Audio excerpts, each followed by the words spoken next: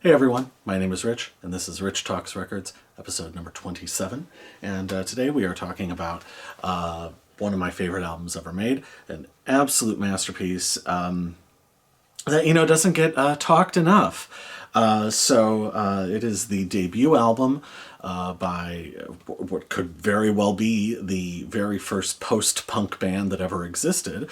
And so that debut album is 1978's Real Life by Magazine.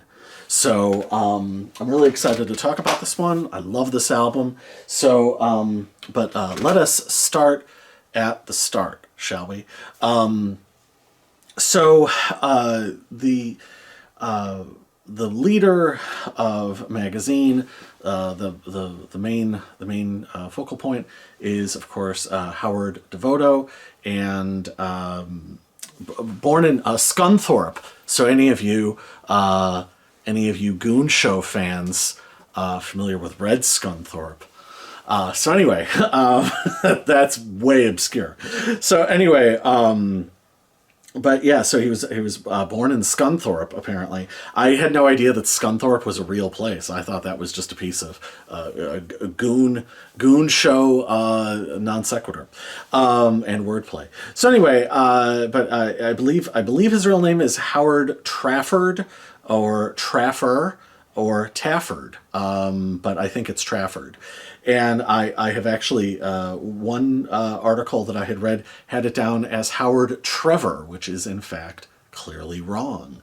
So anyway, he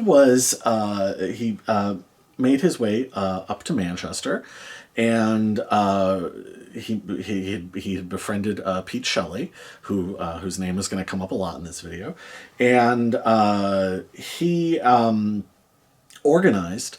In Manchester in 1976, he organized a young upstart group called the Sex Pistols. He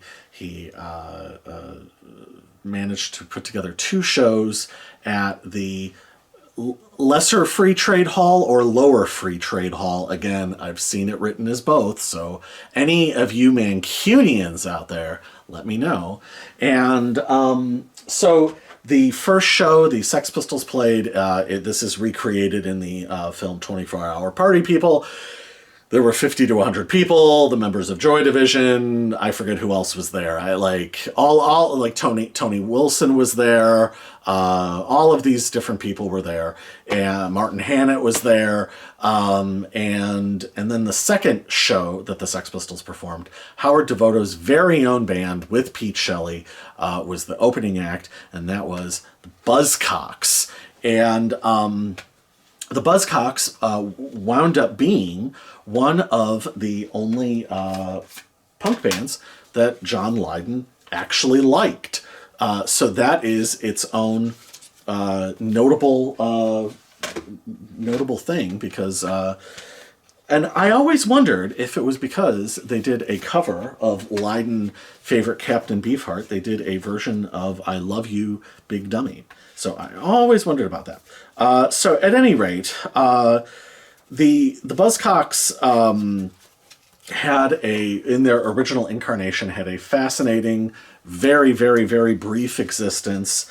And Howard DeVoto, in fact, lasted, depending on who's keeping count, 10, 11, or 12 shows. And here's Howard and Pete Shelley in kind of early punk regalia, or punkish regalia enough. So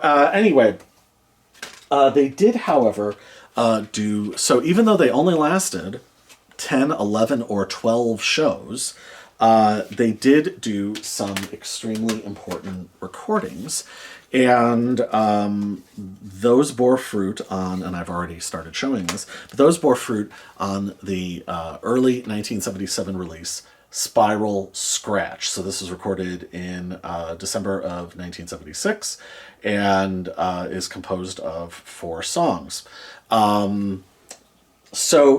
This was Howard DeVoto and Pete Shelley started their own record label in order to put this out. The label was called New Hormones, and while the Damned are famous for having the first first punk single ever to come out. This was the first independent punk release that ever came out, at least in England.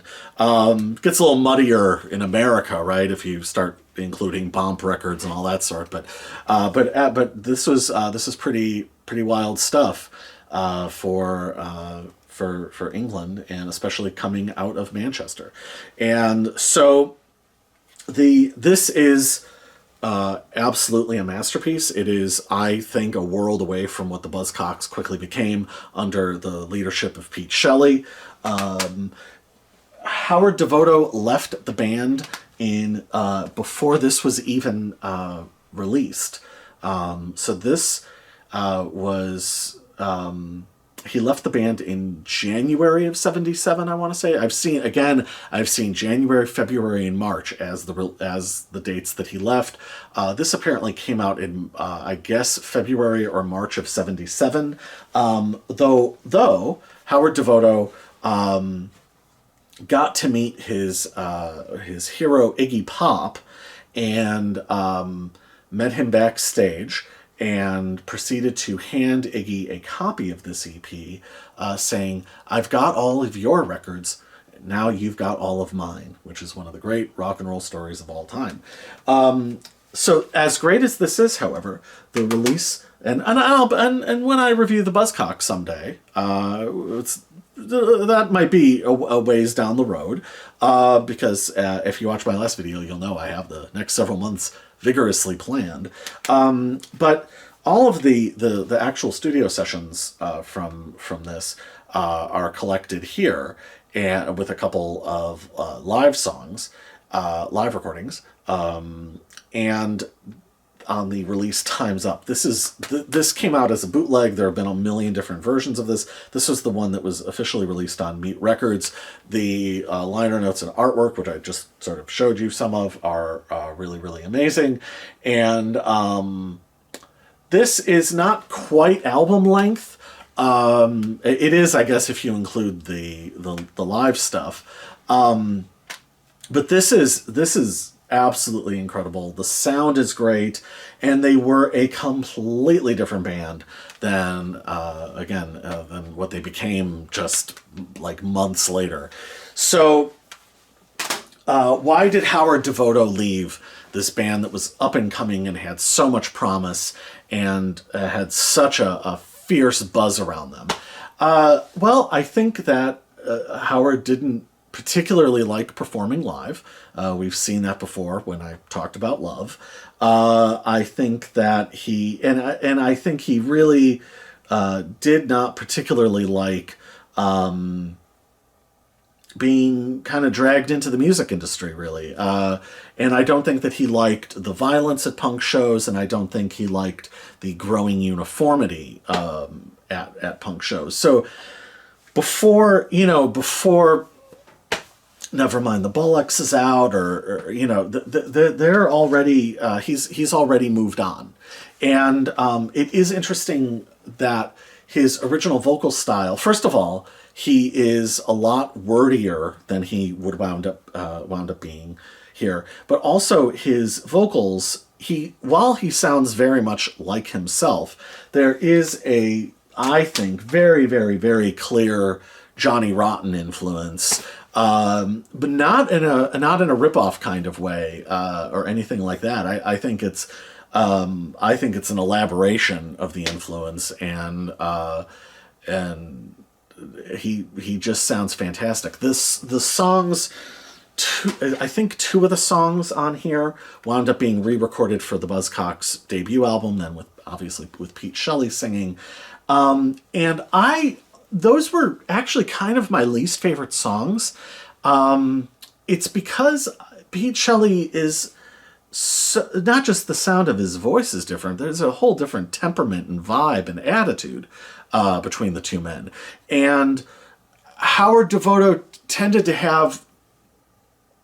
There's a lot of irony. There's a lot of sarcasm. There's a certain amount of, I guess you could say, ridicule or questioning, just in his voice. So the lyrics take on a completely different tone when you have Pete Shelley, who is far more earnest, far more based in romantic yearning, and when he sort of tries to sound punkier or harder or edgier, it doesn't quite come off. I don't think it doesn't come off anywhere near as well. I think these were written.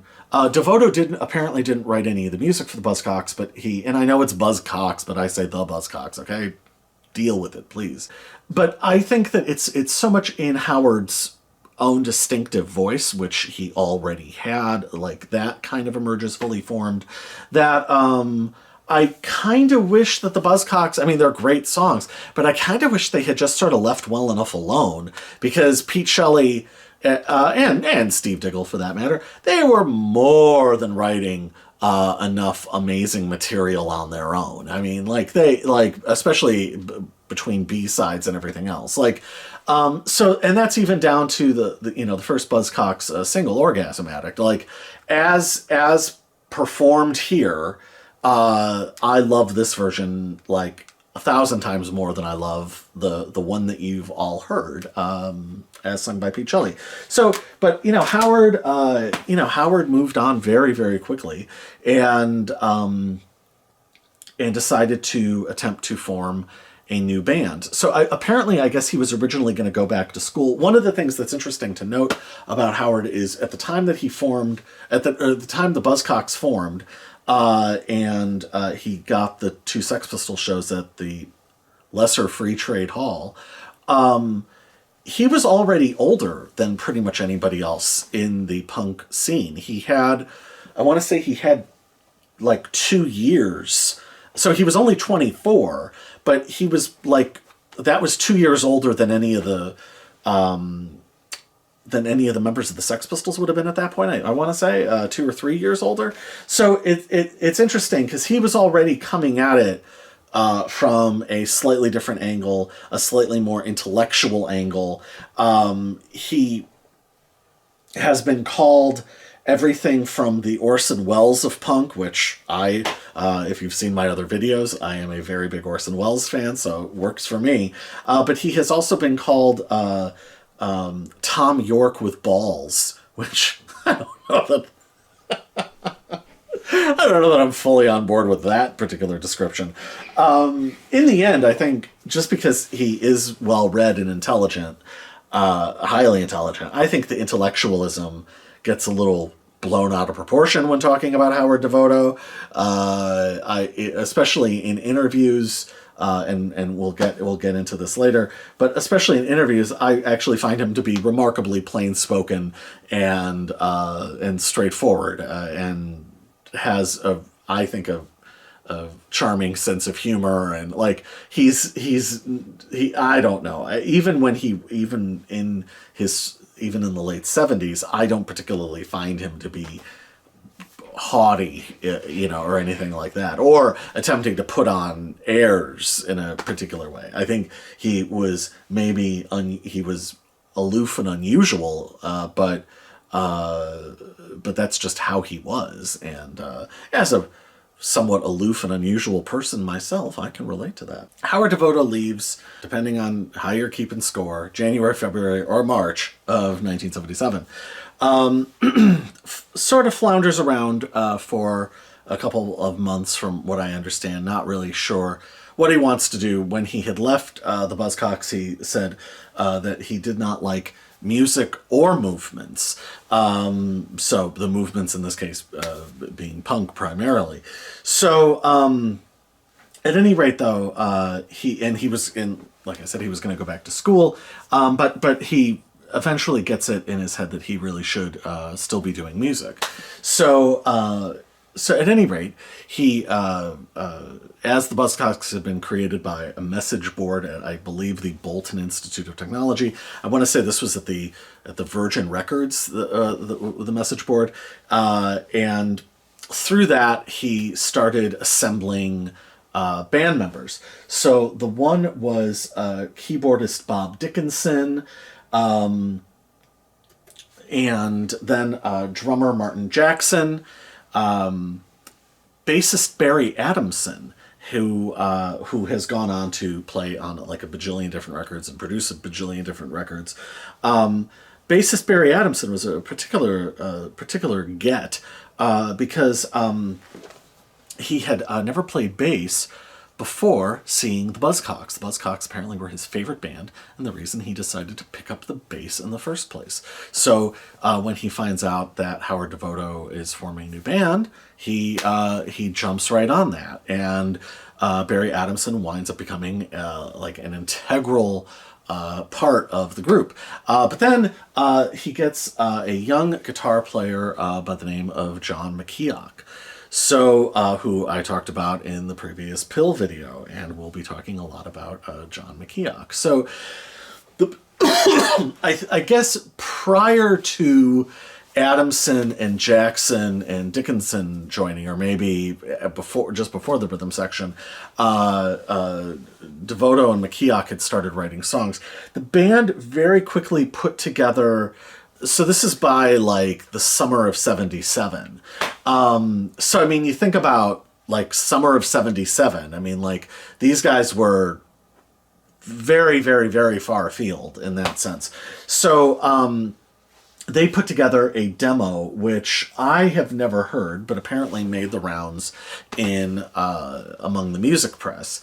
And that was 3 songs. So the sort of the first magazine song, shot by both sides, and then what was the other one? It was shot by both sides. Suddenly we're all eating sandwiches, which came from a line of Samuel Beckett's, which later became the B-side, My Mind Ain't So Open. And what I want to say it was The Light Pours Out of Me, was the third song.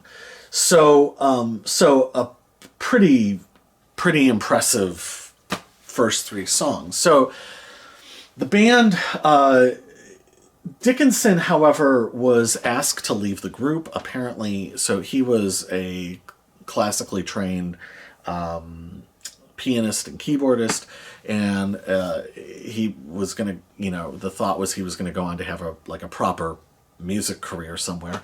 And apparently his commitment to the band was sort of questioned. So he was asked to leave. So they briefly become a 4-piece and go into the studio and record with Mick Glossop co-producing sort of with the band, and they go in and record the single for Shot by Both Sides and My Mind Ain't So Open. This single comes out in January of 1978. The artwork is going to be in the JPEG. I do not have a physical copy. I have these songs on the 2007 reissue of the first album, which we will eventually be getting to, of course. But the artwork, I'm just reading this off Wikipedia, was designed by Malcolm Garrett based on the 1886 work La Chimère Regarda avec Effort Traute, Choses by symbolist artist Odilon Redon, who I can't imagine, I can't believe, I should say, I just kept that in the video, me butchering the title of the drawing that the cover's based on. So, but you can see that in the JPEG. So anyway, so Shot by Both Sides. So, as beloved as the Buzzcocks were, and as beloved as Magazine briefly was, the big knock on them was that they did not espouse revolutionary politics or any sort of revolutionary posturing. So, arguably the Sex Pistols didn't either, but I think that Anarchy in the UK was open to interpretation enough that people latched onto aspects of that song and ran with it, and then God Save the Queen kind of being the ultimate protest song and then being barred from being the #1 song in England.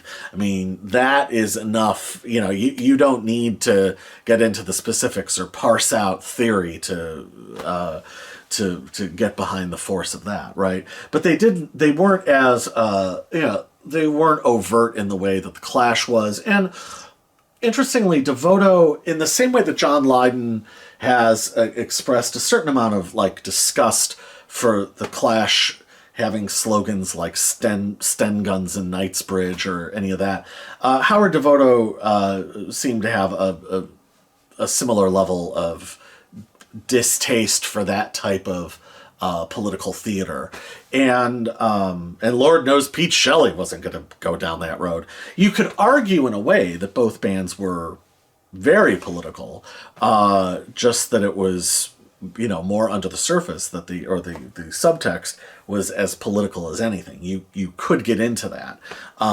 especially if you want to get down in the everything is political rabbit hole, which one certainly can. So anyway, so Shot by Both Sides, apparently pre-Buzzcocks, Howard DeVoto was having a conversation with a girl that he was seeing, who I guess was very, very left-wing or very orthodox left-wing, and they were having a conversation about politics and what they thought it would sort of take to solve things or fix things, or what actual progress would in fact look like. And at the end of it, DeVoto's this girl declared that DeVoto, what he believed would get him shot by both sides, which he loved that phrase, and so he ran with it. So when it came time to write the debut song, he thought that would be perfect, because he was very much pulling away from punk and any sort of movements or any sort of orthodoxy whatsoever. So the main riff of the song, however, and I find this very interesting, because on one hand, you look at the Buzzcocks and you look at what happened, you look at the band that they were, even by their first album, certainly by their second and third, and you look at Howard DeVoto, you listen to Time's Up or Spiral Scratch, and you just think, these two things sort of couldn't continue, these two things couldn't, sure, that makes sense, but except you have to consider that the riff to Shot by Both Sides was written by Pete Shelley. So apparently he was hanging out with Howard DeVoto and he had come up with this riff. I guess the story is, I'm sorry if I'm getting this wrong, but apparently the story is he thought of it on a bus ride to Howard DeVoto's flat. So funnily enough, Pete Shelley wound up using the same riff on the Buzzcocks song Lipstick. So you can hear the same lick in both places. But what DeVoto did with it is absolutely tremendous, and certainly in the hands of John McKeoch, it is masterful. So the single, the single comes out at the beginning of '78. So this drops while the Sex Pistols are touring America, roughly. However the dates of that shake out, it would have been right around that time, and it's interesting to compare. Like the Damned, Brian James, I would have been out of the Damned already, because they would have put out their second record at the end of '77. The Clash were, moving towards working on Give 'Em Enough Rope. So, there was the initial statement of punk, but punk was already starting to try to figure out, well, where the hell does it go from here, right? So, and the early Susie and the Banshees records, like those are really great, but like I don't know that they could have continued in that state. Or the same thing with the Slits. I mean, you can kind of name any band, and a lot of those bands had like these amazing starting points, but as they became more confident, more musically competent, they got deeper into their own ideas, or in fact, they signed record contracts and like had to deliver the next single. The development and growth was inevitable. However, there is this brief period where Magazine is way, way, way out in front of anybody. So Shot by Both Sides, the original recording, which, like I said, is a bonus track on here, is an absolutely blistering song. It's taken far faster, so they wound up re-recording it for the album. We'll get into that later. But it is a whirlwind of and the band has so much intensity. And it is an absolutely tremendous song. First of all, it's an amazing riff, but DeVoto's lyrics, it's one of the great anthems of individuality. It's one of the great anthems of independent thinking. It is a testament to the power of individuality, free thinking, and individual thinking, and why that is vital for society to function. So, the lyrics are brilliant, poetic. He wasn't sort of as wordy as he had been in the Buzzcocks, but every word absolutely matters and is absolutely brilliant. And just the repeated refrain of I wormed my way, or I worked my way into the heart of the crowd. I was shocked by what was allowed. That alone, in a world of ideologues, or in a world where you are socially obligated to declare one thing or another, I constantly find myself shocked at what is allowed. And I think I think anybody who hasn't been completely propagandized would think in those terms. I think you should be shocked by what is allowed. And Howard DeVoto was writing about his immediate context, but I mean, he easily could be writing about right now. He could have been writing about the 2000s. I mean, that is a timeless lyric that could have been written in the late 60s by, somebody who was disillusioned with the protest movement, but obviously wasn't going to go and become a youth for Nixon. I mean, that is a timeless lyric when you are an ideologue and you dehumanize whoever the other side is, right? So Howard DeVoto cuts right to the center of the problem, of the issue. And it's not, as with most things, it is not a political issue. It is a human issue. It is a defect of the human condition that for some reason people choose to ignore, right? And so it is an absolutely genius piece of human insight, and taken at a blistering, frightful pace. And now I want to talk about John McKeoch's guitar solo, his coming out, if you will. So this is the first thing that is ever released with his name on it. He's this young kid, and he just absolutely comes bursting out of the gates with, I think, like one of the greatest guitar solos ever fucking recorded. To borrow Ralph Fier's phrase, which I love, is referring to guitar solos as songs within songs. This is a song within a song, truly. And it's really sort of divided up in two parts. The solo is kind of divided up in two parts. Some of these rock critics zinged McKeoch for heavy metal cliches, but I would love to know what fucking heavy metal records they were listening to, so I could go listen to those, so I too could absorb said cliches, because I don't hear any fucking cliches in McKeoch's playing.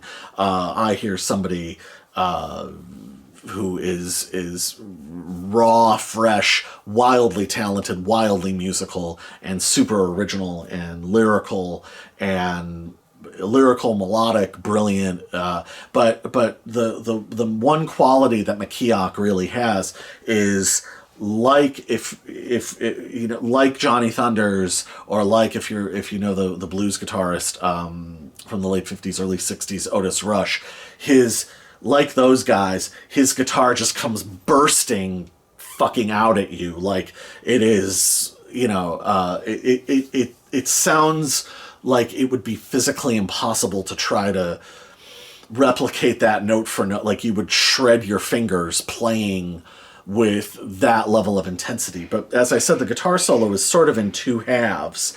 And the thing that links it, and this is why you tune into Rich Talks Records, so Rich can spend 5 minutes talking about one fucking note in a guitar solo in a song that's like 2.5 minutes. This is why you tune in. So there is a point in the guitar solo in between the two halves where McKeoch double picks one note.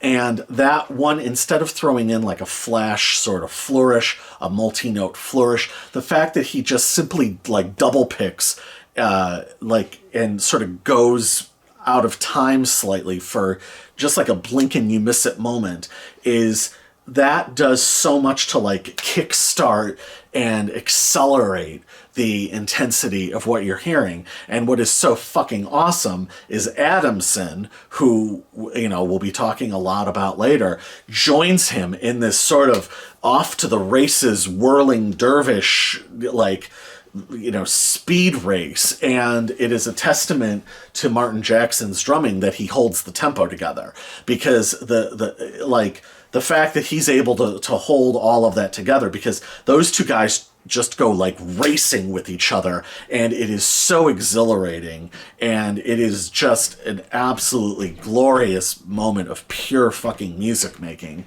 And you know, and then like I said, and the other thing I should throw in is just fucking DeVoto's, like, he sounds like, I don't know, he doesn't, the sort of rotten-esque stuff of when he was in the Buzzcocks, like, that's really gone. He sings this almost like he's wearing like a trench coat and a fedora and is in like a film noir or something. It's a cool, shadowy performance that adds to its power. Like, he doesn't go for broke intensity, you know, and that gives it more power, especially when the band is playing like coming at you like this, you know. So the B-side is far more parsed down lyrically, and that is My Mind Ain't So Open. It is a rollicking, awesome song, the key being the title. My mind ain't so open that anything can crawl right in. Fucking perfect. That's the thesis, and lyrically DeVoto just sort of elaborates from there. But that's the main idea, and what a great line. Like, what a great, perfect one-liner to set a song around, you know. And the band, it's sort of, you know, it's not like full out like punk rock speed, but it's like a very, very nervous jaunt, like somebody trying to walk quickly without drawing attention to themselves, and without breaking out into full sprint, but still like anxious to get somewhere else. And McKeoch throws in a fucking glorious, mostly all chordal, anti-solo, a scrankling anti-solo that is masterful. But then there is a second solo, a brief bursting, almost free jazz saxophone solo from who? Played by who? John McKeoch. That's right, he played guitar and saxophone. And he just kind of runs over this song, and it, the nervous jaunt and the edgy intensity of DeVoto's vocal performance is probably the closest that he gets to how he sounds on Spiral Scratch or on Time's Up. Like, this is the only thing that like could have been a Buzzcocks song. Pete Shelley's co-write of Shot by Both Sides notwithstanding. Like, this really does sound like one of the more angular songs on Time's Up or Spiral Scratch, though the music was written between DeVoto and McKeoch. So, an amazing first single, a groundbreaking first single. Is it the first post-punk single? God damn it very well could be. Unbelievable, masterful songs, especially that A-side. One of the greatest songs of the post or post-punk era. It is absolutely, brutally, utterly essential and timeless. Perfect stuff. Magazine, hot on the release of Shot by Both Sides, Magazine then recorded and released their second single, Touch and Go, which was another co-write between Howard DeVoto and John McKeoch. However, there were now two key additions to the magazine team, I guess you could say.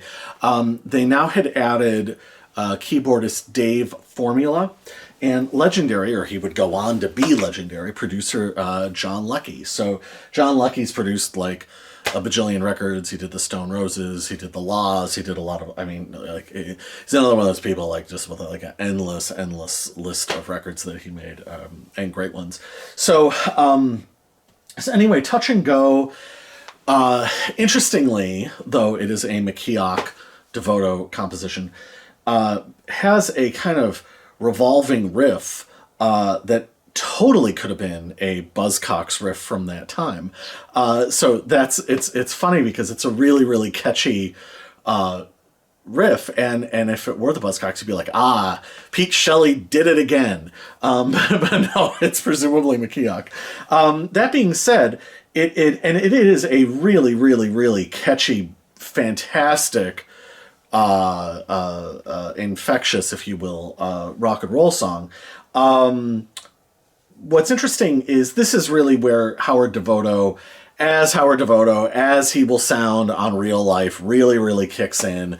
This is his vocal approach, and the Buzzcocks comparisons end there. He doesn't sound anything like Pete Shelley, and though it is a much more melodic song, or easily understandably melodic, it is lyrically, Pete Shelley would never write this. It is a alien's view of romantic bewilderment, and it is it oddly sort of I don't even know. I don't want to necessarily say macrocosmic, but it touches upon all these sort of larger themes, and it touches upon, I don't know, sort of science fiction or technological development. It's a really, really, really interesting and potentially very far-reaching lyric, and has none of the romantic yearning or earnestness that Pete Shelley would bring. But it is just a great, revolving, catchy as hell, fantastic, concise song. Beautiful, brilliant. And then there is the B-side, where the band does a, I guess, deconstructed post-punk, somewhat dirge version with the Bond theme, Goldfinger. So the press quizzed DeVoto a lot at this time if this was an ironic cover, a piss take, a punk, a sideways, anti-cover. And DeVoto contended absolutely not. And he felt that it was a perfect setup for what was coming on the full-length album. And it fits in perfectly with the rest of their material. And this is where Dave Formula really kicks in. He adds all these wonderful little keyboard stings, because he's kind of covering the horns, and he's kind of covering the orchestration, and it works beautifully. It's a really, really cool, creative, inventive cover, and it's such a great sort of opposite contrast to Touch and Go. So the band now had 2 incredible singles under their belt, and they had the solidified lineup of the band, and they now had John Leckie behind the boards. So DeVoto, McKeoch, Barry Adamson, Dave Formula, and Martin Jackson. This is the lineup, and this is how they are going to march forward. Now, this is the part of the video where I guess I will talk about 2 things that are sort of strange aspects of Magazine's legacy. So here we go. So Magazine was covered, first of all, Tony Wilson, and I don't really know what the layout of British television was in the late 1970s. I wasn't born. I was born in 77 in the Midwest of America. So, but Tony Wilson, I guess, did most of his features out of Manchester, I guess. And, I didn't understand. It was years and years and years before I understood the context of England. I didn't understand that the north of England is considered what the south in America is considered. So it's reversed. I had no idea that the North were sort of considered like kind of, like from the sticks, and considered kind of not really, I didn't have a sense of that. I didn't have a sense of the regionalism and the class thing anywhere near as much. I understand it slightly better now, but not that much better. So I'm still kind of befuddled by all of that. But at any rate, they were covered by the British weeklies and the British press, so Sounds and NME and all of those, with like hyper obsession. And the way that people now talk about like the internet, where you couldn't have a movement, like you couldn't have SST, or you couldn't have like the pig fuck bands, because that needed to grow and shift and take its own organic twists and turns before journalists ever started getting wise to it, or nosing around, or anything like that, or anybody signed record contracts. Like, people had to work out sort of what their deal was. The magazine was being written about before they had like played together, and especially once Shot by Both Sides came out. At this point, DeVoto was, I forget which magazine it was or which newspaper it was, but said that he was the most important man alive, or the most important man in music. So there was a lot of weird advance hype that started happening. And in an interesting way, post-punk, kind of with psychedelia, as the music was growing and developing and experimenting, what you also had was you had kind of like with the growing rock press in the late 60s, there's a similar parallel of intense analysis and sort of trying to like film the flower as it's blooming, and we're going to catch the moment, and the journalists assuming a level of self-importance, because they're going to analyze it for you, and they're going to present it to you in a way that will make sense. And so, and you can arguably say that though maybe without the level of journalistic intensity, but you could arguably say that there was a somewhat similar thing then in the late 80s into the 90s with hip-hop, though I don't think the intellectualization was anywhere near as intense. But in the same way that people say that you couldn't have some of these scenes or some of these more unusual bands now because they would sort of die from too much early exposure. It could be argued that is sort of what happened to Magazine, that there were a lot of, and it's a credit that they lasted 4 albums in their initial incarnation. It's a credit to their greatness and to their brilliance and genius and just perseverance, that they got past the first album.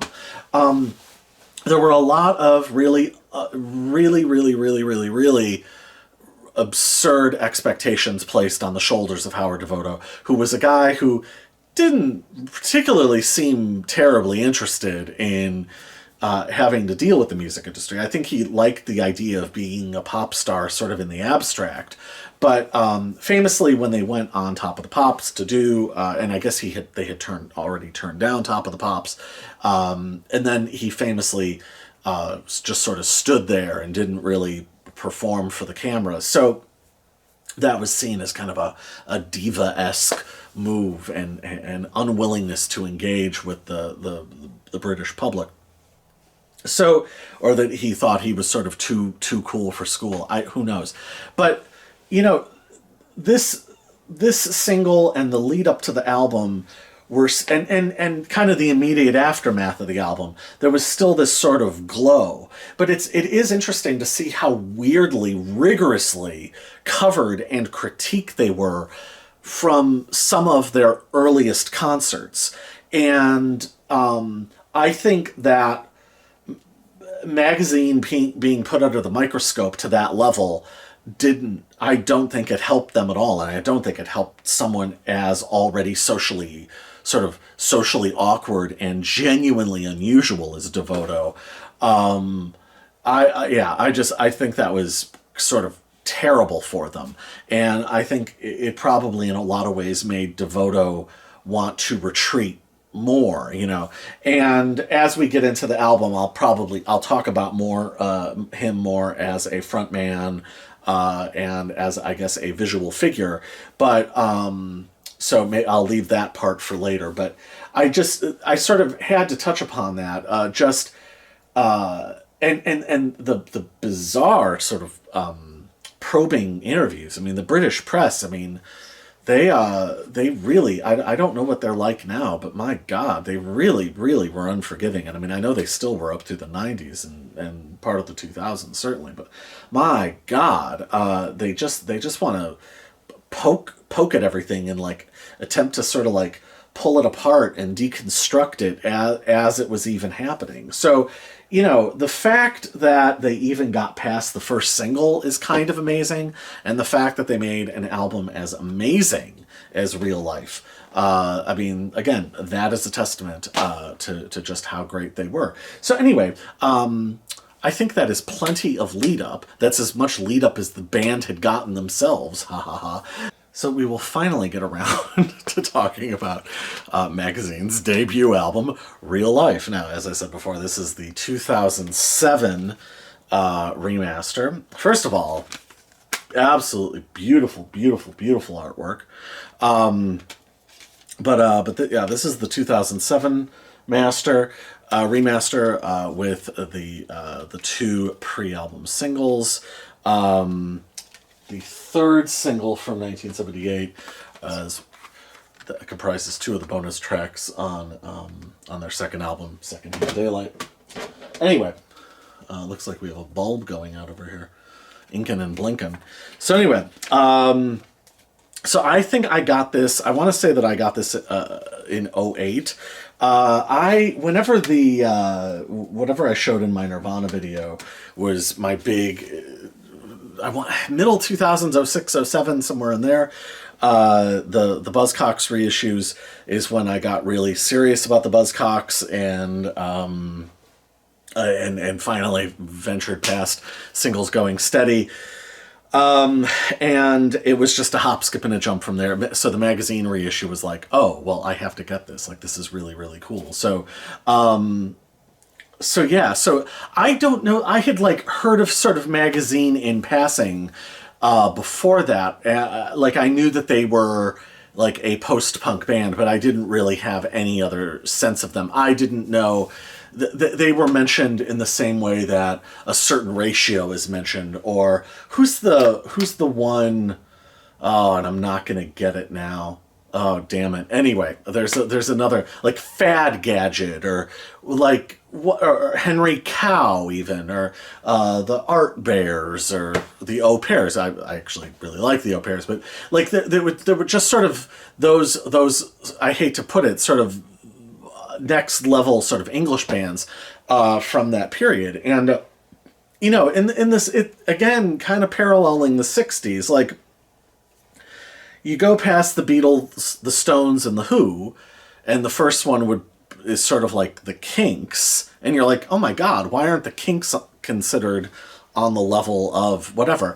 And then, you know, you hit the Small Faces and the Yardbirds and the Pretty Things, and like, you know, and the Trogs, and you're like, wait a minute, what? Like, hold on, like yes, the Beatles, the Stones, and the Who are the Beatles, the Stones, and the Who. Yes, of course, obviously, but it doesn't stop there. And it's kind of the same thing with punk and post-punk. Like, it does not stop with the Sex Pistols, the Clash, and the Damned, right? Like, there's a big, big, big ocean of amazing stuff.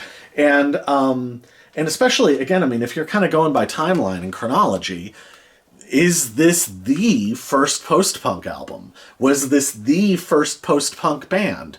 You can certainly make that argument. This was recorded between March and April of 1978 at the Virgin Mobile Studio, but also at Abbey Road. John Leckie is again producing, and yeah, so it's just it's interesting to consider, because the band is eschewing the trappings of punk and you know, and the poses and the fashions and all of it. So it's very interesting. So yeah, and I mean, and Howard DeVoto, with, as the British press euphemistically put it, a high hairline, and lots of eyeliner and lots of white face paint or face powder, favoring, usually dressing something close to the Scarlet Pimpernel, was not a typical punk figure. Really, he's sort of halfway between an approachable man-on-the-street version of Bowie or a much less avant-garde Klaus Nomi in terms of his presence. And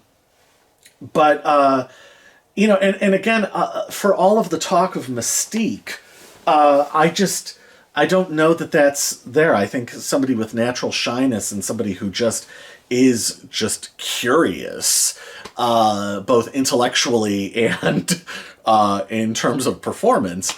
I don't know that this was necessarily performance art. I think this was just a true reflection of what he is and how he is. So the thing about Howard DeVoto is I sort of consider him in a weird way sort of a transatlantic peer of David Lynch. That is to say, everyday surrealism or man on the street surrealism. So he wasn't doing himself up like Klaus Nomi or doing an obvious performance art thing. And yet, there is some level of self-consciousness as opposed to the presentation, and the fact that, what's the dividing line between being really, really, really smart and naturally being inclined to making literary references and intellectualism? I don't know. I don't detect a fussiness, again, or haughtiness in him. So, to me, there's a difference between smart and assuming you're smarter than. And to my mind, Howard DeVoto never crosses that line. I don't think Bowie did either. So, and speaking of Bowie, and I mentioned Iggy Pop earlier, so if they're the first post-punk band, and so they're in essence creating a new genre, they have to have building blocks out of something. So apparently, from what I have read, DeVoto had told the band members to look to The Idiot and to look at Bowie's Low as a guide as to where they were going.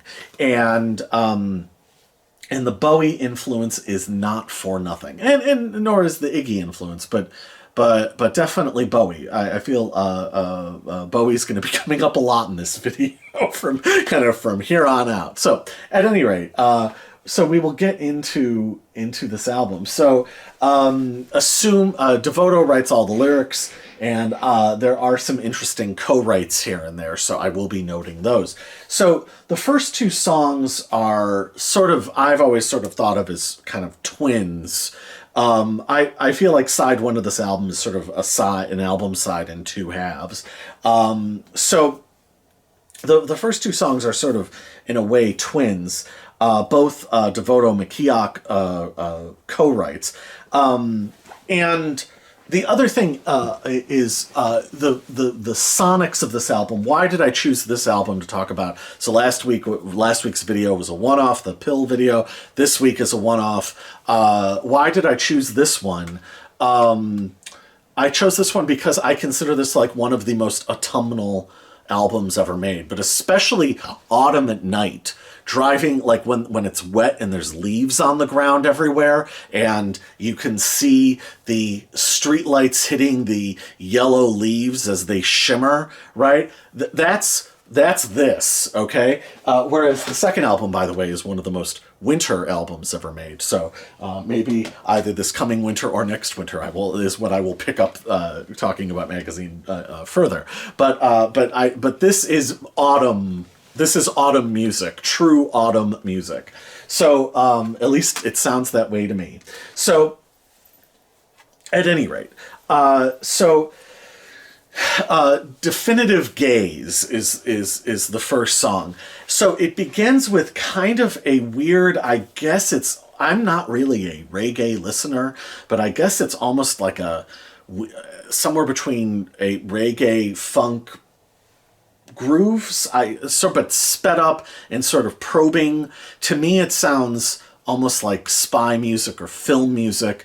It has maybe perhaps shades of also late 60s Doors, maybe sort of Not to Touch the Earth, sort of a Not to Touch the Earth feel, or maybe even Halo of Flies, Alice Cooper's Halo of Flies, that great masterpiece, right? It has, so there's a mist or a fog over this album. It is, it is noir-ish, and again, but also very, very, very autumnal. And the mystery of the album, the mystery of the sound is readily, immediately apparent and kind of all-consuming. So I will now say this. I might as well throw this in. This album I owned for, so I think I got I want to say I got this in '08. I have memories of listening to this very late at night. In the later 2000s, I hardly ever slept. And this was kind of one of my, like, 2 a.m. soundtracks. So that's how I know. So I think I probably had this for like maybe 3 months before I ever even got past the first 3 songs. This was like just like an EP to my mind, because especially the first 2 songs were so ridiculously, insanely perfect and so ridiculously perfectly realized that I didn't even want to hear the rest of the album. This was like what I needed, and I was so obsessed with it, and I was so in the world of it that I just would listen to those first 3 songs, but sometimes just the first 2, for 40 or 50 minutes, and that was all that I needed. So it was a while before it wasn't until I got this out of the house and started playing it in the car that I started listening to it all the way through. And I was glad that I did, of course. But so Definitive Gaze, first of all, Dave Formula is an integral part of the band, and the sort of perfect interweaving of McKeoch and Formula. So apparently they saw a lot of times were at loggerheads as to who was going to lead the band. The fact that there were even keyboards or synths, there'd have to be an ARP on here. Some of the sounds that again is on Broken English. There's some of that. And also this is all super musical. Like, this is not like they're not punk in the sense that they quote unquote don't know how to play. Like, they sound very much like they know what they're doing. So Definitive Gaze, the trade-off and the to use a word I've used before, symbiosis of Formula to McKeoch shows an incredible lack of ego, and just the tempo shifts, and then all of these tiny little parts. I mean, to me, to use a word I use a lot, it feels very, very, very symphonic. And what it also feels like is this is the next level of station to station. This is using station to station the way the Stones used Chuck Berry. This is the development of that musical language, or the beginnings, or what Bowie had started with Low and Heroes and The Idiot. This is taking that stuff plus Roxy music, plus I would have to imagine the Doors. I mean, I can't imagine that. I know the Doors were an influence on Joy Division. I can't imagine, and they were an influence on the Sex Pistols and Public Image Limited. I can't imagine that they weren't an influence here. I hear it, and I also hear Love, and I know that John Leckie was a big Love fan, but sort of Doors, For Your Pleasure, and Stranded period Roxy music. And then those Bowie albums I mentioned. This is the expansion of that language. So there is such a creepy, fascinating, dark, mysterious vibe set by Definitive Gaze. And the weird little breakdown sections, the weird almost like funk breaks that Martin Jackson throws in, and then all of the different stuff that Dave Formula is doing. I mean, Dave Formula, like, this is just masterful music. And then you have, the sort of the sort of ultimate outsider or alien, or driving through, and what is it that I'm seeing, trying to understand, trying to work it out, sort of Lynchian perspective of the lyrics, and that creepy, mesmerizing vocal technique that DeVoto uses. It's hard to even really put into words just how, like, mystical and amazing Definitive Gaze even is as a piece of music, and how many sort of directions it goes off into. And so it's 4.5 minutes long. To me, it feels like it's 8 or 9. There's so much happening in it, and all of it is incredibly immediate and compelling, and it is truly a movie of the mind. I mean, it is cinematic, and it is hard to believe that it's only 4.5 minutes. It seems impossible that it's only 4.5 minutes. And that goes into the next song. Speaking of David Lynch, My Tulpa. So I'm assuming you're all season 3 Twin Peaks fans, so I don't have to explain tulpas to you. But it doesn't get more Lynchian than having a song called My Tulpa. So again, like, these fascinating, like, keyboard themes, but there's also like guitar accents, and then, like, McKeoch throws in sort of end line phrases that are really, really cool and just really, really satisfying. And again, like, the lyrics of My Tulpa, I mean, so it's this observation of self and dissection of self and interaction of opposite of self, and what the reflection in the mirror being real. The lyrics are absolutely fucking fascinating. The lack of ego, the ultimate ego of the chorus, like, super catchy, super mysterious, super fucking weird. And again, like, this, the fact that the band is taking somehow consolidating the musical language of the early Eno solo albums, but especially, like, For Your Pleasure and Station to Station and Strange Days / the darker shadow parts of Waiting for the Sun, and that both of these opening songs do have this odd carnivalesque, ever shape-shifting sense. Absolutely brilliant. I mean, these first 2 songs are 2 of the best songs on any album by anybody. I mean, these are and for months, I barely got past these. So, like, this was all that I needed. I was so obsessed with these, and they're still absolutely magnificent. And honestly, I wanted to make a magazine video months ago, and I really struggled with, like, how to even talk about these songs, The other thing is, speaking of Roxy music, fucking McKeoch, towards the end of My Tulpa, throws in a beautiful Andy McKay-esque reverie, and just the fact that it's fucking answered by Dave Formula's weird combination, like, he's, like, either changing synths or changing settings, like, every few seconds, and just this proliferation of gorgeous little parts, and these melodies pop up that you think the melody is going to go this way, and you're like, oh, that's going to be a great melody. No, because fuck that. 4 seconds later, no, it's a completely different melody. Amazing. Is this the first post-punk album? Probably. Is it the first symphonic punk album? Yeah.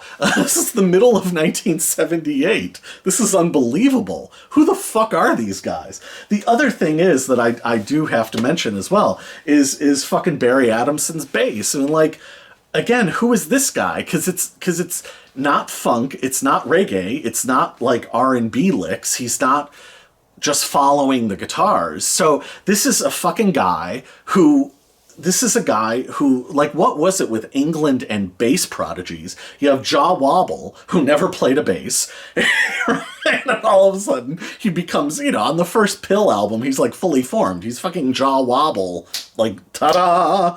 And it's the same thing. It's the same thing with Adamson. This guy hadn't fucking picked up a bass before he saw a Buzzcocks concert, and now this guy is like playing at some like crazy, weird, melodic counterpoint, like funk level. Like he could be in a funk band, like, and a goddamn good one. Like he could be in like fucking Cameo or Earth, Wind and Fire or something, but he's not. He's playing this like strange theatrical, but also really grounded and really like rocking when it rocks, fucking orchestral symphonic rock music, a whole new genre, a whole new approach. Amazing. Listen to this fucking album if you've never heard it, in other words. So then we get to the re-recording shot by both sides. Holy shit. I actually like this version better, partially because we've got Dave Formula's keyboard parts accenting what McKeoch is doing. McKeoch, the whole thing is to me better defined. DeVoto uses the vocal tone that he uses for sort of the rest of the songs, and again, it's less maybe overtly. It's maybe perhaps a slightly less self-conscious vocal performance. It just more fits in with the overall vibe of this is what he's doing on this album and this is how he sounds, and he's really like comfortable with how he sounds, so he just sounds like fucking awesome and can really like tear into it and shoe lines up and like spit phrasing around really beautifully, and and he's cool with kind of shape shifting his phrasing. Like, I love it. And so, but then during the guitar solo, which John McKeoch, God bless his heart, fucking replicates note for note. All of it is again more defined. I know there are people who prefer the rawness of the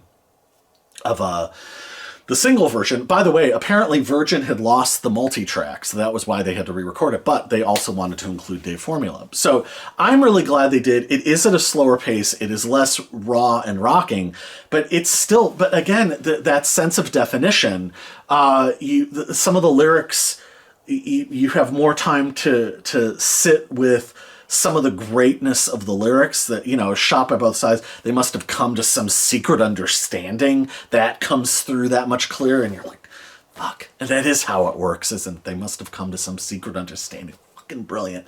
And then that goddamn solo by John McKeoch, one of the greatest guitar solos of all time. So McKeoch has been kind of laying back so far a little bit. I mean, he hasn't been going wild with guitar stuff, but god damn it, I mean, this is where he steps to the fore, and it is heroic. It is one of the greatest guitar solos in the history of rock and roll. He replicates the double picking of that one note. That one note made me a goddamn fan, I'll fucking tell you. That one note, that's all you need. Somebody with that much sensitivity and that much intelligence on the first album they're ever recording, the first single they're ever recording, to have the sense to do that, the instincts to do that. Beautiful. It doesn't get better than that. It's fucking magic. And when Adamson goes racing alongside with him, again, it's that much more well-defined. And he's up on the high part of the neck on the bass, and it is one of, like, the most transcendent fucking things you're gonna hear. It's fucking magical. Like, who the fuck are these fucking guys? You know what I mean? And they've already been under the microscope of the goddamn British press, and they're fucking delivering the goods this hardcore. Unbelievable. And the turnaround section, like where it quiets down, that command of dynamics is that much more pronounced, that much more defined. Amazing. It is a 20 out of a 10 fucking song. And the fact that it like works as a pop song. So you've had these two abstract, symphonic, mysterious, what is this band music? What is this genre? This is unto itself. It's so captivating and compelling. And then they just fucking hit you with this song that is just a goddamn great rock and roll song, or a goddamn great pop song, if you will. Like, wham, straight up the middle, but it still has all of the intrigue and all of the touches that make it so great. And that's like the capper of the first half of the first side. Fuck, oh my god, come on. It's a fucking masterpiece. Get the fuck out of here. Unbelievable. So then we go into then we go into Recoil. And Recoil is another Howard DeVoto masterpiece. It is, but this is where, like, you know, we've been at 20 out of 10. These now are, like, you know, sometimes you go to a concert and the band's like really, really nuts, and then they sort of settle down a little bit, and you're like, oh, okay, cool. We still have, like, you know, an hour to go, right? So Recoil is that, but it's still fucking amazing. Every song on this album is amazing. Every song on this album is its own fucking perfect chapter of the novel of the album. So Recoil is just an amazing, like, frantic, manic. It's touch and go to the next level, and formulas, synths. And this is. I know Devo was around by this time. I don't know if they would have heard Devo or what Devo's level of influence would have been, but this is of a piece with what Devo were doing, and actually I think really prefigures the sound of their second album, 1979's masterpiece, Duty Now for the Future, and just the weird, angular, blocky, off-kilter rhythm of it, and sort of Dave Formula answering himself with his own weird, malfunctioning robot, like, fucking interjections. It is, and again, so manic. And this is the place where, you know, they weren't punk necessarily. See, to me, they were punk. This is total punk to me. Like, punk is doing what you want. Punk is writing your own rules, right? Not following orthodoxy. If you're punk, you are getting shot by both sides. You know what I'm saying? Like, this fucking nobody wants you. Like, you know, right on. So fucking Recoil is, like, coming from the Buzzcocks, like, and coming from punk. Fucking DeVoto, this is, like, one of the only times where he really goes for, like, go for broke fucking power in his vocals, and it's fucking there, and he knows how to do that. Like, the Iggy thing, like, yeah, there's been lots of Bowie, but this is, like, he can go for it and fucking really lose it and lose himself in the performance as a vocalist. It's a fucking amazing song. Fucking amazing. And McKeoch is great on it, and the rhythm section is great on it, and this is an exceptional fucking masterpiece of an album. And then we go into Burst. So, Burst is the epic side closer of side one, and it is a tense, uncomfortable dirge march. It is, I don't know what it is. It's like the losing military coming home from the war, but they hold a parade for them anyway. And it is, you know, it's like fucking nuclear winter fucking gray. And it's if Sons for the Silent Age hadn't already come out, I would say that it was the Bowie totally would have taken from this to make Sons of the Silent Age. As it stands, again, I think that what we have going on here is, again, them building off of that language. And there's, I want to even say, some almost like Aladdin Sane-esque piano. It is an incredible, like, just... like, it's just so tense and so dark, and there is never a resolution. And even the moments where McKeoch solos, like, it never resolves itself, and it never lets the listener off the hook. And just that sort of doomed ending, the doomed ending refrain, it's amazing. You know, it's just, it could be like, you know, if you put this to a Bergman film or something. It is an amazing side closer. It's like a perfect album side closer for a side one. And as an album ender, I don't know that it would totally work as an album ender, but as a summation of, like, what you've just been hearing, and as a like scene closer, act break, it's, like, fucking perfect. It's perfect album sequencing. So that is Burst. So then we flip the record over. If Burst is a perfect side closer, Side 2 opens kind of the only way that it could, I suppose, with Motorcade. Truly like one of the major songs on this album. On an album full of major songs, this is one of the, this is one of the most major songs. So this is Howard DeVoto and Bob Dickinson wrote this. So this was one of the earlier songs. Excuse me. So it starts off, so Motorcade starts off as a very, very creepy dirge. And I have to say, even though Bob Dickinson co-wrote this, Dave Formula really makes it his own. So the song opens with this sort of dirge and then goes into very quickly a really, really just beautiful. I mean, I hate saying catchy. I feel like catchy isn't like the word. Just I will use a phrase I like to use: compulsively listenable. Groove. Just a great Barry Adamson led bass groove that is. God damn, you could kind of put anything with that bass groove. Like kind of anything's gonna sound good. But this is an absolutely amazing song. Dave Formula's keyboards are at some of their kind of Maranzekian best. Or again, echoes of Station to Station. There's a lot of Station to Station in here. And this is, so, DeVoto, this is one of Howard DeVoto's best vocal performances on the entire album. It is a chilling, hair-raising song. It's a depiction of an assassination, but in Howard DeVoto's hands, it doesn't go for easy, cheap emotion. He pulls back, and his depiction of the man at the center of the motorcade is ambiguous, and just the larger questions of power that it raises. I mean, yes, you can use Bowie as a touchstone. You could use Station to Station as a touchstone, but I think the influence is actually deeper and more profound, because, I mean, what is the power of Space Oddity? This power of Space Oddity is the larger questions that it raises, and the larger questions that Bowie had in mind when he wrote it, right? Of, okay, we had all this ambition to get out there. Well, now what?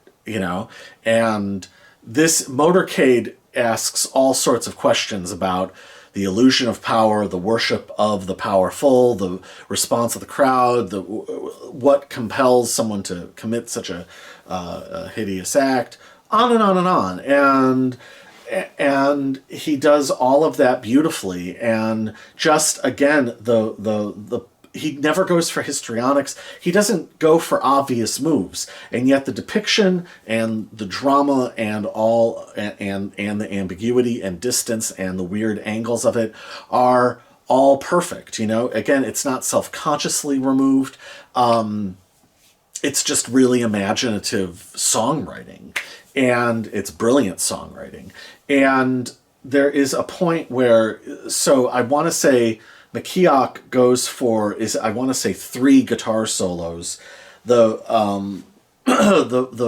first of which is sort of a fantastic, all over the fretboard, like tension raising, a great little mini composition of its own. But then they go into double time, and Dave Formula just takes it and runs with it, and it's these sort of horror movie keyboard runs, and he's sort of answering himself. And then McKeoch's second solo is pure clenched anxiety and just white knuckle dread. And then the second is sort of a restatement of the first, but sort of the grander doomed march feel of Burst. It's just under 6 minutes. It's an epic masterpiece that feels like it could be 10 or 12 minutes. It covers so much ground, and every single, and then what Adamson is doing during the slower parts with some of his melodic counter melody stuff, it's just absolutely beautiful. Like every member of the band shines and has individual moments of like true brilliance, like sparkling brilliance on this, and yet they're all playing as one and all equally playing off each other. There's a fascinating synergy to this. And again, this sort of, just like a lot of the stuff on side one, and especially the first two songs, this dark, carnivalesque, music that is also just so powerful and emotive. Motorcade is again, it's a masterpiece on an album filled with masterpieces. Incredible. Now, Carnivalesque goes on the next song, which is a DeVoto McKeoch co-write. Another very long song. It's about 5 minutes. The Great Beautician in the Sky. Now, this is purely carnival music, or somewhere between Bertolt Brecht and it's somewhere between Alabama Song and again some of the stranger moments on Waiting for the Sun, or maybe Strange Days. It is but it is true, like it's truly cinematic. I have tried to make sense out of the lyrics of this song. I don't know that I ever fully have. I don't know that I completely understand what it is that DeVoto is on about here. It is such a strange, warped song, and actually kind of prefigures some of the stuff that it actually prefigures some of the Bowie stuff. It prefigures his own re-recording of Alabama Song from '79. And maybe even touches of some of the stuff on Scary Monsters. It's like a pre-Scary Monsters song. It is a really strange one. It's probably on a shadowy, dark album. This is probably the darkest avenue. This is the carnival after it's shut down for the night, and they haven't like pulled all the tents down yet, and people are and it's starting to get really desolate. But then it also goes into the really catchy parts. There is sort of, I guess, the B section of the song that it alternates with that is really catchy and not up-tempo, but more up-tempo. So you have this weird sort of almost drunken beer hall thing that Marlene Dietrich could be singing over, and then it goes into sort of something a little bit catchier and more understandable, and then it sort of lurches back. Again, as a composition, I mean, I don't really, like, nobody was really writing music like this. Like, this is... it would maybe make sense in certain things from the late 60s, but I still think it was. I still think, like I said, I mean, it's forward looking. I don't mean that it's retrogressive in any way, shape, or form. It's just that it's like tying all these different eras together in a fascinating, imaginative way. So I will say it's probably my least favorite song on the record, but it is masterful, and it is not in any way a step down. It's just on an album of nothing but high points. I suppose this would maybe be my least favorite. Especially coming after Motorcade, and especially what is just about the next song there. That was not awkward at all. So the next song, one of the earliest songs, so it's DeVoto, McKeoch, and Pete Shelley, God bless them. And this is one of their earliest songs, and this is the epic, the masterpiece, The Light Pours Out of Me. Light Pours Out of Me, first of all, Ministry did a great version a long time ago.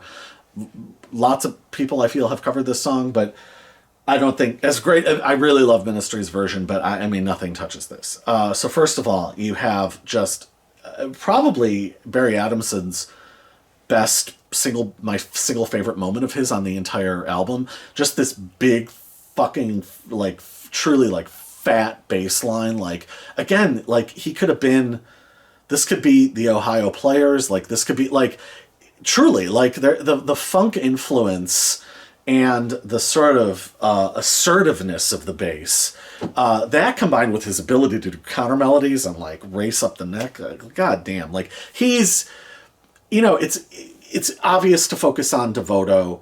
It's you can very easily focus on McKeoch or Dave Formula, but goddamn, Barry Adamson's like the kind of secret MVP of this record. Like he's like he's or maybe the not so secret like weapon of this album, and its greatness and expressiveness. So you have this amazing fat bass line, and then the like one of the riffs of all time. I mean, it's like a more shadowy, spookier version of like the Wild Child riff or some of Robbie Krieger's riffs, and it's just that and then the way it holds, and then the way Dave Formula fucking answers that with the keyboard echoes. God damn it!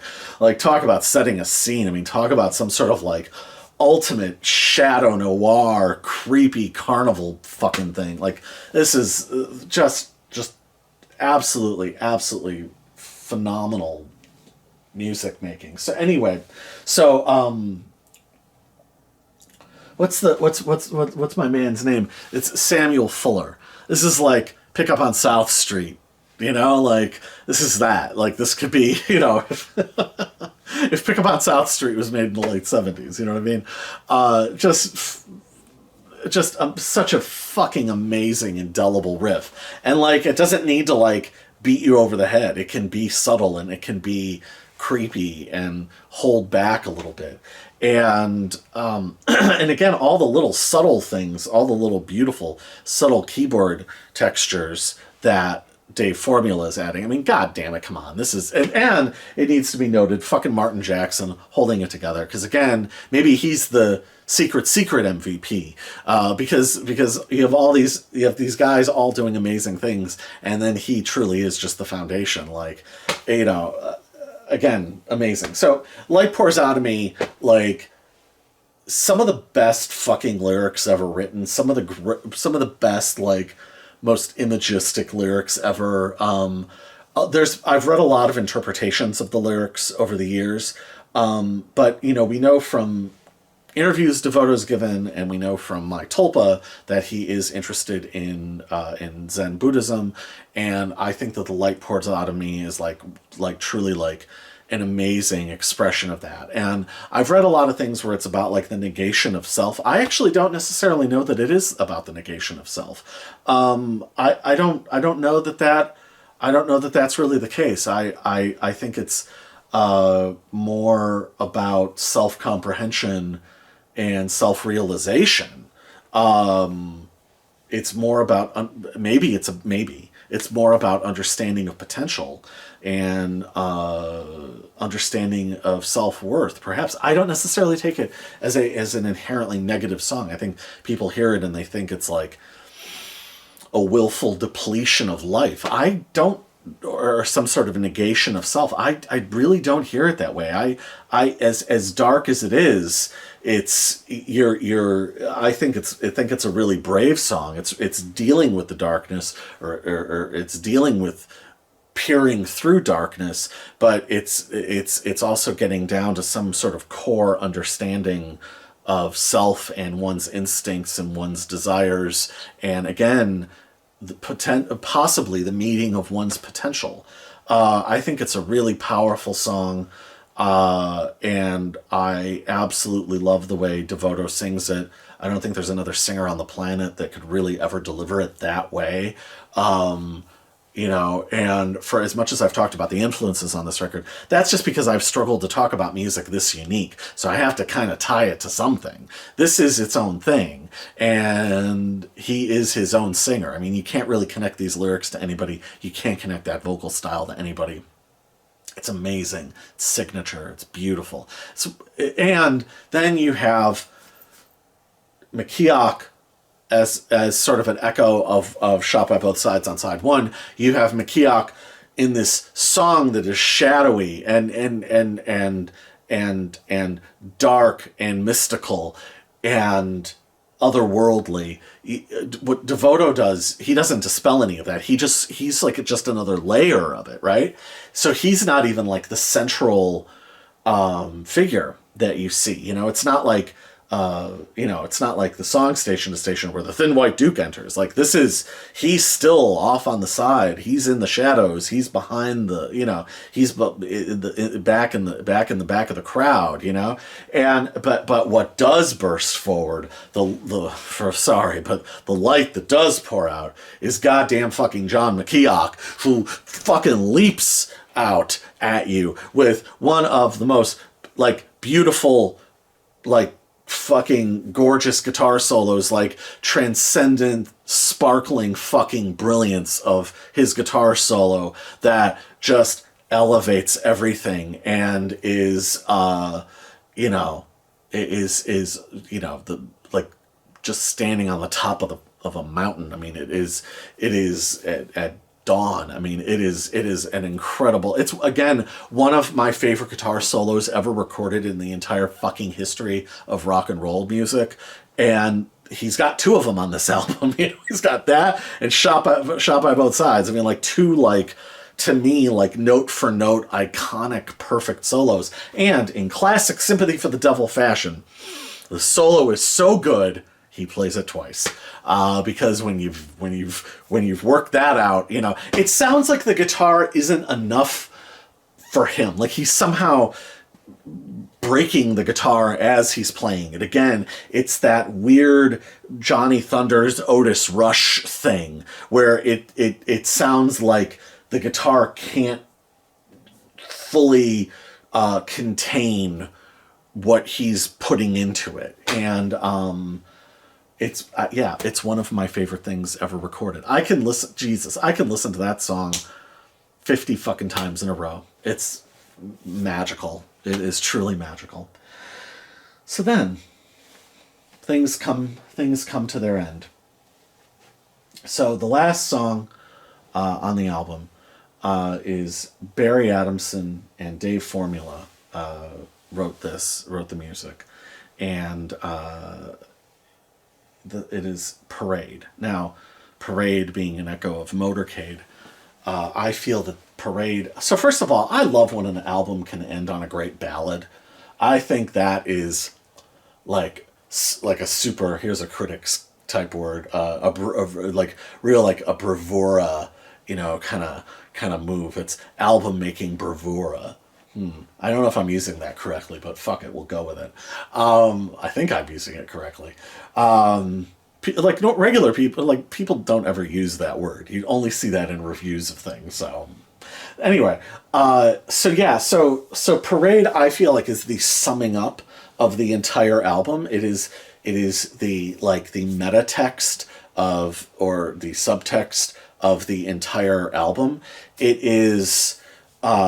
So first of all, Jesus Christ, where do I begin?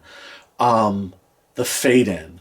So we have this Lou Reed Berlin Roxy music fade in, and we have this sort of cabaret lounge, very graceful piano, maybe little touches of Lady Grinning Soul. But it's it's elegant, and it transports you into again, I mean, truly, this is a fucking scene.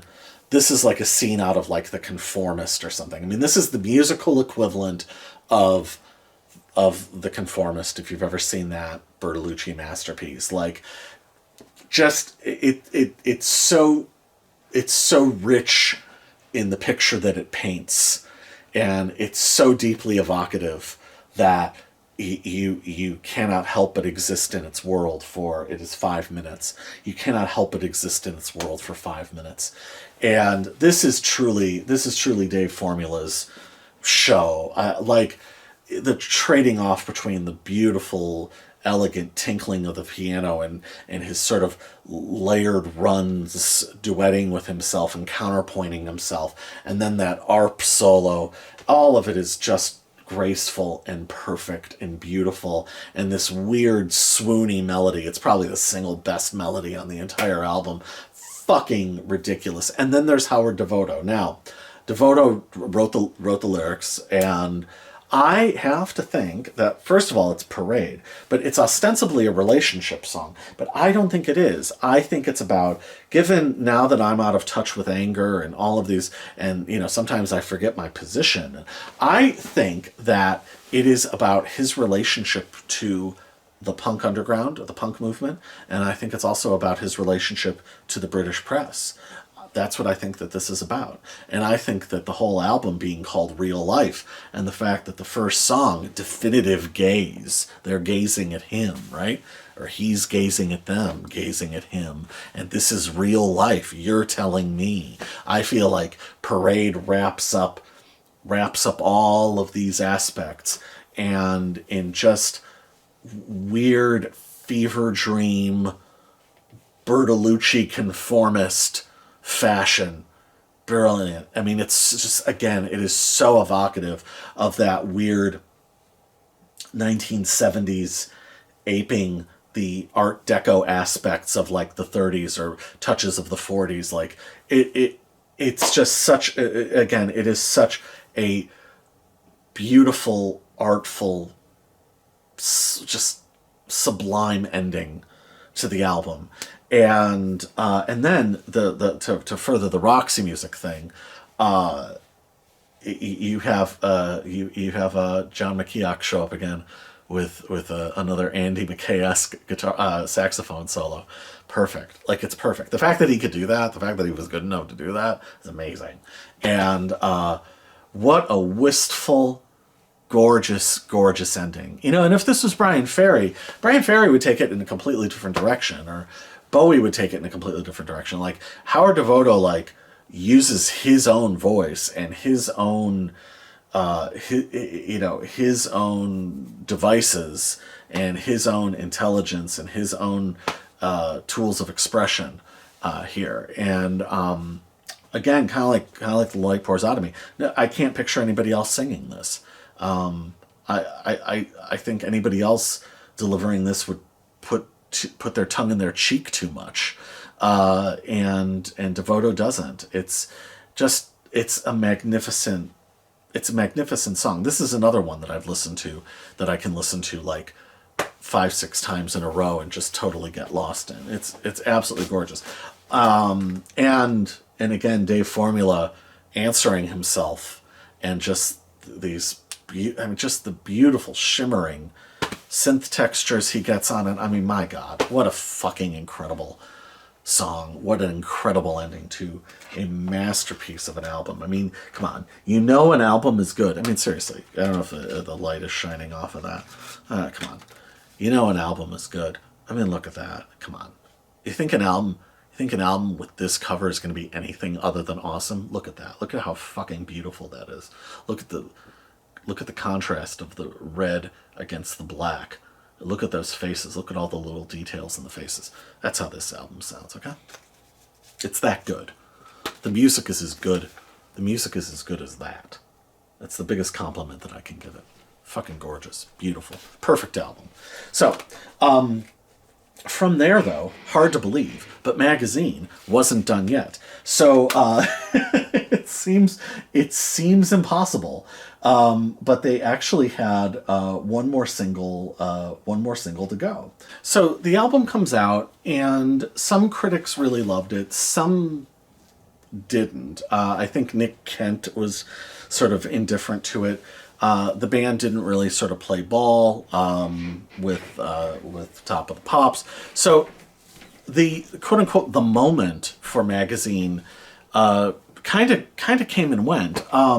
And DeVoto was, I think, very quickly seen as, well, maybe he's not some weird mystical seer, that they didn't somehow, like, the album got some pretty weird reviews, like it's a good pop rock album, like it just, these kind of odd, sort of vague, kind of sort of condescending reviews, but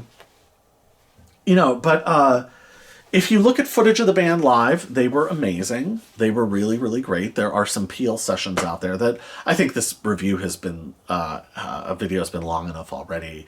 I'm not going to get into that stuff. But you should check that stuff out. Part of the reason I'm also not talking about some of the live stuff is I don't know that it's necessarily revelatory in that it adds to a deeper understanding of the greatness of the band or the music. I think what you get on the record is vivid and more than enough to, sometimes, I mean, one of the reasons I talked about the live Pill stuff is because it added all of these other dimensions. Magazine didn't necessarily do that, but they were also such a young new band. And, with that hyper level of obsession that they had to answer for all of these things, and he had to be the next Johnny Rotten, plus David Bowie, plus Lou Reed, plus on and on and on. Nobody could live up to that, And the next guy who got saddled with that, Ian Curtis, fucking hung himself. So, and I mean, I know it wasn't because of that, but like, nobody can really be put in that position, and both Magazine, there is a beautiful Tony Wilson directed thing, and I will link it below, right after the album came out. And, and it's at a time where the Buzzcocks were, I think, 3 singles in, 1 album and 3 singles in, and Magazine had put out the debut album and the first 2 singles at that point. And that, you get a sense of like how brilliant Pete Shelley and Howard DeVoto are, and how, thank God, we had these 2 incredible bands. And there was this sort of brief little period of time where you had these 2 incredible bands who were both very different and very similar, operating with and off of each other. And there is footage of the Buzzcocks playing again at Lesser Free Trade Hall. I'm committing to lesser as opposed to lower, and Magazine opened, and they bring Howard DeVoto out for a version of "I Love You, Big Dummy." And Howard DeVoto, by way of introducing the song, he says, this isn't nostalgia, but Howard DeVoto says one of the greatest one-liners ever, and I'm gonna fucking pinch this because it's too good. So I'm gonna steal this, and it's gonna show up somewhere because I just love it so much. As he says, by way of introduction of the song, this is one of the slickest one-liners anyone's ever pulled out ever. He goes, "This isn't off the cuff, but it is up our sleeve." That's good. That's good. This isn't off the cuff, but it is up our sleeve. Yeah. So, fuck yeah. So anyway, so with Tony Wilson producing, they go in. Oh, and that was, so Magazine toured. They lost their drummer, and they got a new drummer, John Doyle, and they went in and did a new single called "Give Me Everything." And this is a DeVoto soul writing credit, which is interesting because it is, playing wise or recording wise, it is the most live sounding and band intensive recording they'd ever done yet. It's like weird sort of blasts of like 60s like soul organ, and a genuinely funky bass line. Like, this is like where the funk influence really comes out and the rhythmic influence comes out. And then McKeoch is sort of, there's like these blasts of, I mean, unexpectedly, like truly like heavy metal-esque guitar blasts that are like really like rip roaring and not like punk sounding. Like they sound like they could be off like a metal record, or certainly like a late 80s, early 90s, a Fishbone, Living Colour, Jane's Addiction, Suicidal Tendencies, that sort of period. Like these big blasts, and it's an amazing song. I love it. And DeVoto, again, him going into that sort of more shouty rock and roll voice, like, I love that, and I think he's great at it. So it's just a really, really cool song. I feel like it's his response to having been picked apart in the media, and it's a great sort of epilogue to Parade, right? Where Parade is the elegant, thoughtful statement. This is the vitoruptive, explosive statement. And then, speaking of vitoruptive and explosive, you hear a little bit of chit chat. You flip the 45 over, which I don't have a physical copy of. I only have it again as a bonus track on this. And someday I will talk about this. I'll cover all of the magazine stuff eventually. But at any rate, so they do their cover of "I Love You, Big Dummy." It's a big ramalama, exciting, full-on rock and roll song. It has all the sort of joie de vivre of Louie Louie, or, you know, any of like the great, like, or Farmer John, or any of those. It's just the band cutting loose, and DeVoto cutting loose, and it's just great and live and beautiful, and just this great band playing and fucking being awesome.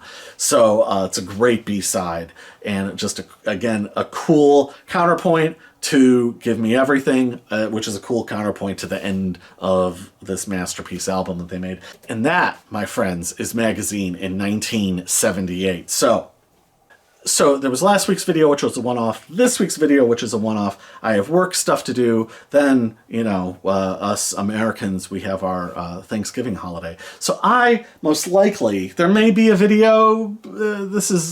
I'm filming this mid-November. There may be a video before the end of the month, but most likely I will be back early December, and I have long-form content planned, and I'm really excited to get into some of that stuff, and I don't see a lot of people talking about some of the stuff that I will be getting into, and no, it's not going to be public image limited right away, so that'll happen later on into the winter, so don't freak out, but yeah, most likely I'll be back very early December. So, you know, thank you very much for watching, thank you very much for subscribing, and thank you very much for commenting, for those of you who have done those things, and if you haven't, then why not do it now? And otherwise, yeah, I will most likely see you in December, and yeah, so thanks again, and I will see you in a few weeks. And if I don't make a video before the end of the month to the Yanks, I don't know why I think there's some big international audience. I have no idea. Who knows? But at any rate, if you are an American, have a good Thanksgiving, and I'll see you in a few weeks. So again, thanks for watching, and bye.